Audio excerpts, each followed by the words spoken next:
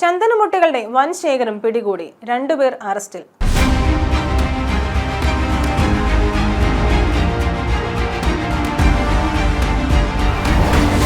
നമസ്കാരം, ജനശബ്ദം ന്യൂസിലേക്ക് സ്വാഗതം. കാഞ്ഞങ്ങാട് 3-ാം മൈലിൽ വീട്ടുവരാന്തയിൽ സൂക്ഷിച്ച 130 കിലോ ചന്ദനമുട്ടികൾ പിടികൂടി, 2 പേർ അറസ്റ്റിൽ. കടത്താൻ ഉപയോഗിച്ച 2 വാഹനവും പിടിച്ചെടുത്തു. 3-ാം മൈൽ പൂതങ്ങാനം പ്രസാദ്, 3-ാം മൈലിലെ ശിവരാജ് എന്നിവരാണ് പിടിയിലായത്. കാസർഗോഡ് ഫോറസ്റ്റ് ഫ്ലൈയിംഗ് സ്ക്വാഡ് നടത്തിയ പരിശോധനയിലാണ് ചന്ദനമുട്ടികളുടെ വൻ ശേഖരം പിടികൂടിയത്. 3-ാം മൈൽ പൂതങ്ങാനം പ്രസാദിന്റെ വീട്ടുവരാന്തയിൽ 5 ചാക്കുകളിലായി സൂക്ഷിച്ചിരുന്ന 130 കിലോ ചന്ദനമുട്ടികളാണ് പിടിച്ചെടുത്തത്. ചന്ദനമുട്ടി കടത്താൻ ഉപയോഗിച്ച 2 കാറുകളും പിടിച്ചെടുത്തിട്ടുണ്ട്. കൂട്ടാളിയായ 3-ാം മൈലിലെ ശിവരാജിനെയും പിടികൂടിയിട്ടുണ്ട്.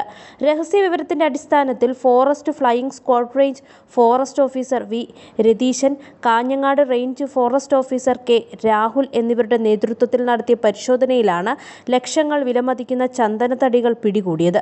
പ്രതികളെ കോടതിയിൽ ഹാജരാക്കി റിമാൻഡ് ചെയ്തു. News bureau, Pathanamthitta.